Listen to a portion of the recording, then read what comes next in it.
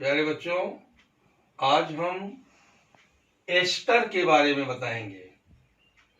Ester क्या है, ester का सामान्य सूत्र क्या है, इसका IUPAC नाम क्या है, उदाहरण क्या है। बच्चों, वे कार्बनिक यौगिक जिसमें COOR समूह, ये एस्टर समूह है जिसमें COOR समूह हाइड्रोजन या किसी एल्किल समूह R से जुड़े होते हैं, एस्टर कहलाते हैं। एस्टर क्या है?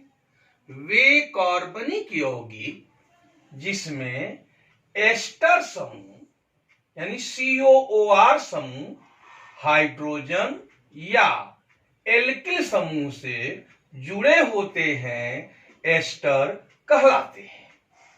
बच्चों, यदि हम मोनोकार्बोक्सिलिक एसिड ले लें, जैसे CH3COOH, ये है मोनोकार्बोक्सिलिक एसिड। इसका एक अणु ले लें और प्लस, बच्चों अब जैसे यहाँ CH3COOH भी ले सकते हैं, या हम यहाँ R ही रख दें, RCOOH, ये मोनोकार्बोक्सिलिक एसिड हुआ। और बच्चों हम एक मोनोहाइड्रिक एल्कोहल ले लें, जैसे ROH। ध्यान दो बच्चों, ये मोनोकार्बोक्सिलिक एसिड का एक अणु और ये मोनोहाइड्रिक एल्कोहल का एक अणु। ये दोनों यदि आपस में क्रिया करें, यहां से H और यहां से OH, ये पानी बना देगा। तो बच्चों क्या बनेगा? एस्टर बनेगा। देखो, RCOOR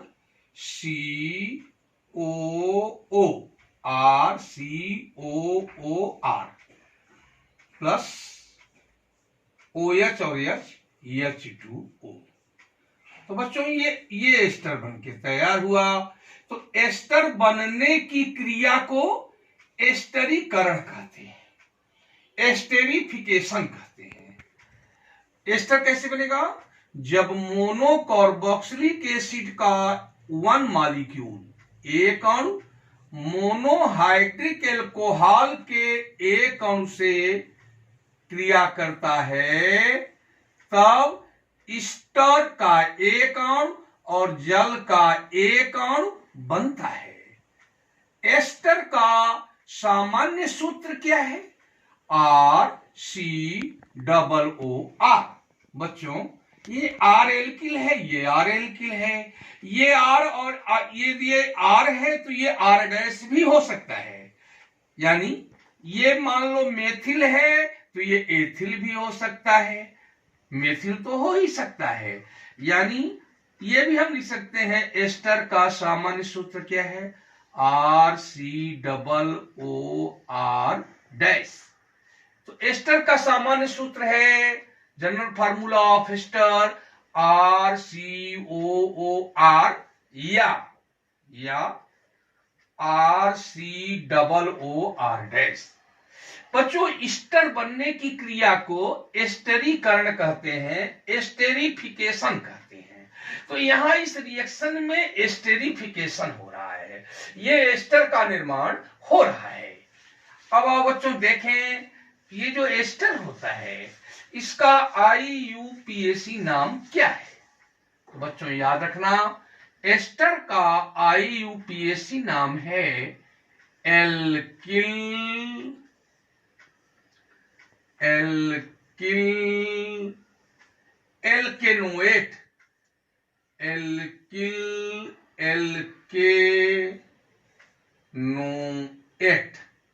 ये बच्चों एस्टर का IUPAC नाम है, एल्केनोएट। इसका बच्चों अनुलग्न है OAT। ये अनुलग्न है OATE, OAT, ये अनुलग्न है। और बच्चों एल्किल एल्केनोइड का स्पेलिंग क्या है? ALKYL। ये हो गया बच्चों एल्किल एल्केनोइड, ALKNOATE,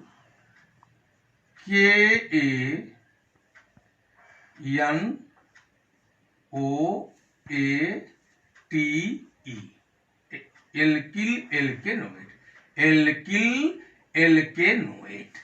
अब बच्चों हम इसका उदाहरण लेते हैं, तो हमको करना क्या होगा, यहां R और यहां R भी रख सकते हैं, R डैश भी रख सकते हैं। तो बच्चों अब देखो, जैसे हम यहां पे कॉलम बनाते हैं, मॉलिक्यूलर फार्मूला, यहां कॉमन नेम, और यहां IUPAC नेम, IUPAC नेम। बच्चों अब देखो, जैसे ये अभी मैंने बताया था कि ये यहां R की जगह H भी ले सकते हैं, तो यहां H ले ले, तो HCOO, और यहां R की जगह बच्चों हम CH3 ले लें। तो ये हमारा एस्टर का एग्जाम्पल हुआ। इसी प्रकार हम R की जगह बच्चों CH3 ले लें, CH3 COO, और यहां भी CH3 ले लें, तो ये भी एस्टर हो गया।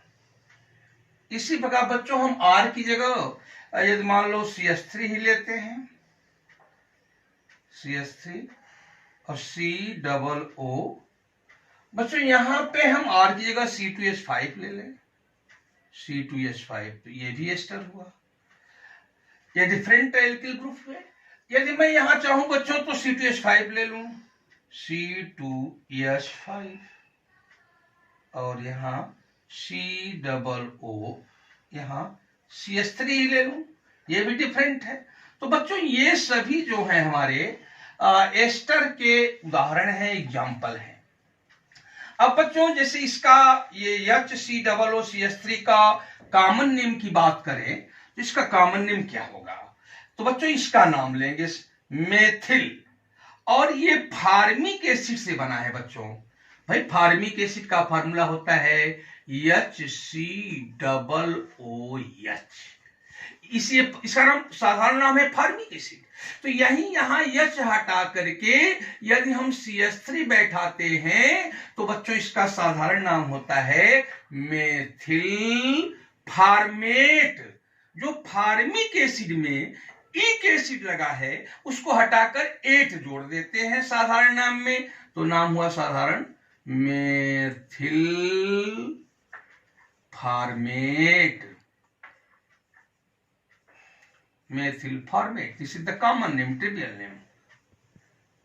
अब बच्चों इसका नाम देखें, ये किससे बना है? CH3COOH से बना है, CH3COOH। बच्चों इसका साधारण नाम है एसिटिक एसिड। तो इसमें H हटा दिया गया है, जिसे H हटा करके CH3 बैठा दे, CH3। तो बच्चों इसका साधारण नाम क्या होगा? मेथिल, ये मेथिल एसीटेट। एसिटिक एसिड में एक एसिड हटाकर एट जोड़ देंगे, तो नाम हो गया मेथिल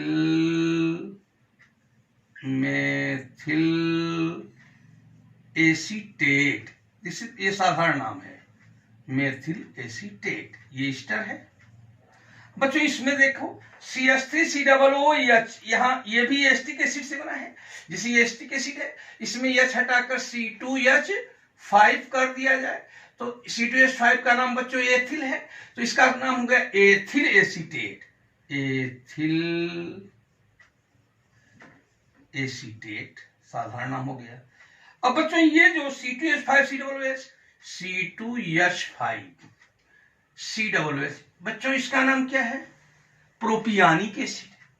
ये C2H5COOH साधारण नाम प्रोपियानिक एसिड। H हटा करके CH3 बैठा दिया जाए, तो बच्चों ये मेथिल बैठा है, तो मेथिल और प्रोपियानिक एसिड से बनेगा बच्चों प्रोपियानेट, तो साधारण हो गया मेथिल प्रोपियानेट, मेथिल मेथिल प्रोपियोनेट। तो बच्चों इसी प्रकार और भी हमारे आगे बढ़े तो बहुत से एस्टर मिलेंगे। अब बच्चों इसका IUPAC नाम जैसे लिखना है HCOOCH3। तो बच्चों हमको इसको याद रखना होगा, एल्किल एल्केनोएट। तो बच्चों ये जो CH3 है पहले इसका नाम लिखेंगे तो क्या नाम होगा, मेथिल। और बच्चों एक कार्बन है, एक कार्बन वाला एल्केन मेथेन, तो मेथेन में बच्चों OH जोड़ देंगे तो इसका नाम हो गया मेथिल। CH3 का नाम हो गया मेथिल। और एक कार्बन वाला एल्केनोएट तो कहेंगे मेथेनोएट, मेथिल मेथेनोएट। ये IUPAC नेम हुआ बच्चों मेथिल फॉर्मेट का। देखिए मेथिल इसका नाम हो गया। और ये एक कार्बन है, एक कार्बन वाला एल्केन तो कहेंगे मेथेन, मेथेन में जोड़ेंगे OH तो मेथेनोएट। अब बच्चों इसका नाम ले तो पहले इसका नाम लिखेंगे, ये मेथिल है तो मेथिल लिख दिया, मेथिल। अब बच्चों इसमें देखिए, इसको छोड़ करके इसमें कई कार्बन है, एक एक दो, दो कार्बन वाला एल्केन तो बोलेंगे एथेन। एथेन में बच्चों OH जोड़ देंगे तो एथेनोएट,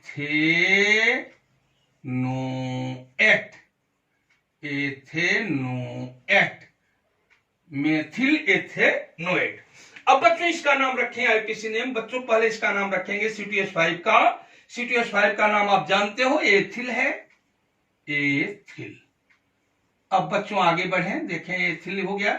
इसको छोड़कर बच्चों इसमें दो कार्बन है, एक यहां एक यहां, तो दो कार्बन वाला एल्केनोएट तो बोलेंगे एथेनोएट, जिसका नाम हो गया एथिल एथेनोएट, एथिल एथेनोएट। अब बच्चों इसको लेते हैं, ये बच्चों ये CH3 है, इसका नाम मेथिल है तो मेथिल लिख दिया, मेथिल, मेथिल। अब बच्चों इसमें देखो, इसको छोड़ करके दो और एक तीन, यहां पे कुछ नहीं है, दो एक तीन, तीन कार्बन वाला एल्केनोएट तो बोलेंगे प्रोपेनोएट, प्रोपेनोएट। तो बच्चों ये था एस्टर के बारे में कुछ जानकारी। एस्टर वास्तव में है क्या?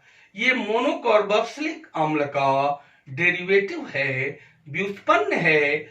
और एस्टर का जनरल फार्मूला है क्या? RCOOR या RCOOR डैश।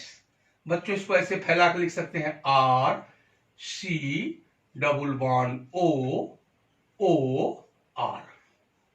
यहां R भी हो सकता है, R डैश भी हो सकता है। तो ये था एस्टर के बारे में सामान्य जानकारी।